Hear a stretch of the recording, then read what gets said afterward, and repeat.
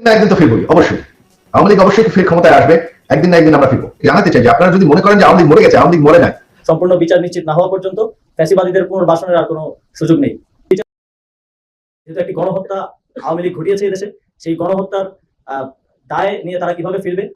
আসসালামু আলাইকুম রহমতুল্লাহি ওয়া বারাকাতুহু। সম্মানিত দর্শক, আওয়ামী লীগের পুরোপুরি বিচার না হওয়া পর্যন্ত তারা মানবাধিকার লঙ্ঘনের যেই কাজ করেছে সেই বিচার যতদিন পর্যন্ত বাংলাদেশে না হবে ততদিন পর্যন্ত, শেষ না হওয়া পর্যন্ত বাংলাদেশে আওয়ামী লীগ কোনো সভা সমাবেশ কিংবা মিছিল মিটিং কোনোটিই করতে পারবে না। রাষ্ট্রীয় পর্যায়ে সেটিকে নিষেধ করে দেওয়া হয়েছে। দর্শক, সমন্বয়কের এমন বক্তব্যের পরেই এবার সরাসরি লাইভে আসলেন শেখ হাসিনা পুত্র জয়, সজীব ওয়াজেদ জয় এসে মিডিয়াকে সহ বাংলাদেশের সমস্ত মানুষকে একটা মেসেজ দিলেন। কি ছিল সেই মেসেজ? বাংলাদেশে আওয়ামী লীগের নির্বাচন করতে কী কী প্রয়োজন এবং বাংলাদেশে কি আওয়ামী লীগ আবারও ঘুরে দাঁড়াতে পারবে কি না, শেখ হাসিনা কবেই ফিরছেন দেশে, সব বিষয়ে যেই মেসেজটি দিয়েছিলেন সজীব ওয়াজেদ জয় সেটি দেখানোর চেষ্টা করব আজকের ভিডিওতে। ধৈর্য সহকারে দেখতে থাকুন সম্পূর্ণ ভিডিওটি। এরকম নিত্য নতুন ভিডিও পেতে অবশ্যই চ্যানেলটিকে সাবস্ক্রাইব করে পাশে রাখা বেল বাটনটি অন করে দিবেন। প্রত্যেক মুহূর্তের আপডেট নিউজগুলো পৌঁছে যাবে আপনাদের কাছে। তো কথা নেবে চলুন দর্শক, প্রথমেই আমরা শুনবো যে সারজিৎ তিনি কি বলেছেন সমন্বয় কমিটির। আসলে তার কথা বক্তব্যটা যদিও সাবলীন ভাষায় তিনি বলেছেন, তবে এটাই বাস্তবতা সম্মানিত দর্শক যে প্রধানমন্ত্রী শেখ হাসিনা তিনি যেই নির্দেশ দেওয়ার কারণে বাংলাদেশের এতগুলা ছাত্রের প্রাণ ঝরে গিয়েছে, সেই ছাত্রদের বিচার যতদিন পর্যন্ত না হবে, যিনি এই নির্দেশদাতা ছিলেন তার বিচার যতদিন পর্যন্ত না হবে ততদিন পর্যন্ত কেন আওয়ামী লীগ নির্বাচন করবে? যদি আওয়ামী লীগ সভা সমাবেশ নির্বাচন করতেই পারে তাহলে এই সাধারণ ছাত্র যাদেরকে মারা হয়েছে, একজন মানুষের নির্দেশে যাদেরকে খুন করা হয়েছে, তাদের বিচার কিংবা তাদের রুহের তাদের আত্মার চিৎকার এটা কি বাংলাদেশের মানুষ কখনোই শুনবে না?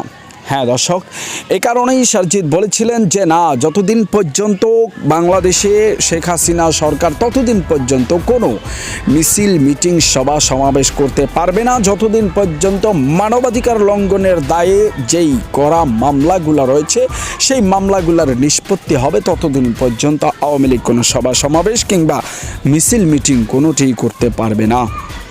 দর্শক, সারজিদের এই বক্তব্যের সাথে আপনি কতটুকু একমত জানাবেন কিন্তু অবশ্যই কমেন্টস বক্সে। এবং প্রধানমন্ত্রী শেখ হাসিনা বর্তমানেও ভারতে থেকে বাংলাদেশের বিরুদ্ধে যেই ষড়যন্ত্র করছেন, যেই চক্রান্ত করছেন, যেই চক্রান্তের জবাবে ডক্টর ইউনূস বলেছিলেন ভারতে প্রধানমন্ত্রী শেখ হাসিনা, সাবেক প্রধানমন্ত্রী শেখ হাসিনাকে চুপ করে থাকা উচিত যতদিন পর্যন্ত তার বিচার কার্য সম্পন্ন না হয়। দর্শক, তারপরেও প্রধানমন্ত্রী কি, সাবেক সেই প্রধানমন্ত্রী কি ষড়যন্ত্র করে যাচ্ছে বাংলাদেশের বিরুদ্ধে সেটি ইতিমধ্যেই আপনাদের সামনে ফুটে উঠেছে। আমরা দেখেছি বিভিন্ন জায়গাতে শ্রমিকদের মাঝে তিনি যেই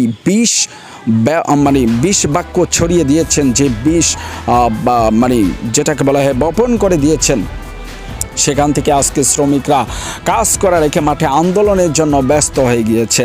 দর্শক দেখেছেন কিছুদিন আগে আনসার বাহিনী ক্যান্সারের মতো সারা দেশে ছড়িয়ে পড়েছিল, কিন্তু হঠাৎ করেই যখন সেই ক্যান্সারকে গোড়া থেকে কেটে দিল তারা কিন্তু বর্তমানে চুপ রয়েছে।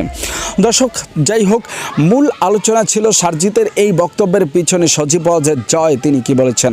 জয় এবার প্রধানমন্ত্রী শেখ হাসিনা কিংবা কবে তিনি দেশে ফিরবেন, আওয়ামী লীগ কবে দেশে ফিরবে, আওয়ামী লীগ কবে থেকে নির্বাচন শুরু করবে, আওয়ামী লীগের সভা সমাবেশের জন্য কারো পারমিশনের প্রয়োজন আছে কিনা সে বিষয়ে বিস্তারিত একটি ভারতের সাক্ষাৎকারে, বাংলা নিউজের সাক্ষাৎকারে সজীব ওয়াজেদ জয় সরাসরি বলেছেন বাংলাদেশে আবারও আওয়ামী লীগ ফিরবে, পূর্ণ শক্তি নিয়েই ফিরবে।